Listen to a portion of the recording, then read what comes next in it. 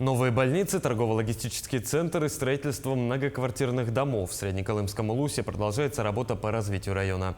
С ходом работ в районе ознакомился глава республики Айсан Николаев. Подробности визита в материале Александра Хавренко. Несмотря на отдаленность от центра, жители арктических районов, таких, например, как Среднеколымский, должны иметь возможность получать качественное медицинское обслуживание. По программе «Медицина Арктики» за последние 2 года в Среднеколымском Улусе в отдаленных поселениях введено в работу 3 врачебных амбулатории. В районном центре ведется капитальный ремонт в детском блоке Центральной районной больницы. Недавно в ЦРБ Среднеколымска впервые в истории якутской Арктики был установлен аппарат МРТ. Проведено уже более 120 исследований, поставлено и уточнено множество диагнозов. Вещь крайне необходимая для населения.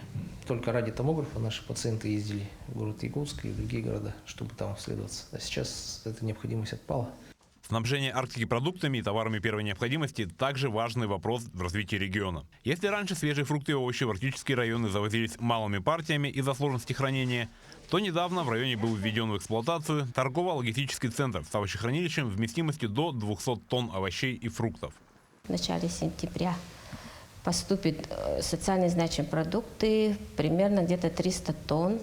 В том числе у нас будет овощи, фрукты 64 тонны 700 в объеме.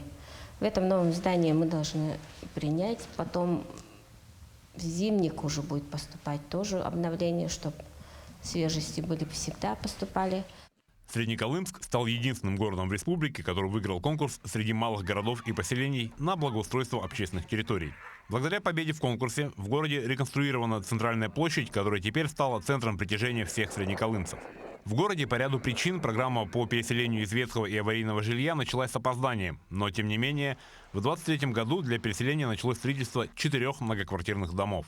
Вот первый МКД, где вот у нас в городе, который будет в каменном варианте. Один дом будет на 8 квартир, второй на 12 и 2 дома по 21 квартире. Все дома трехэтажные с балконами будут. Да, здесь у нас логистика очень сложная. Перевести строительный материал, это тоже нужен опыт, во-первых. И второй фактор, это то, что постепенно нам подняли цену за квадратный метр. И наконец-то вот строители согласились у нас строить. Развитию Арктики правительство республики уделяет большое внимание. Еще несколько лет назад об арктических регионах говорили только с позиции поддержания жизни. Сейчас же все больше говорят о их развитии, о благоустройстве и повышении качества жизни. Александр Хавренко, Артем Алексеев, Среднеколымский Улус.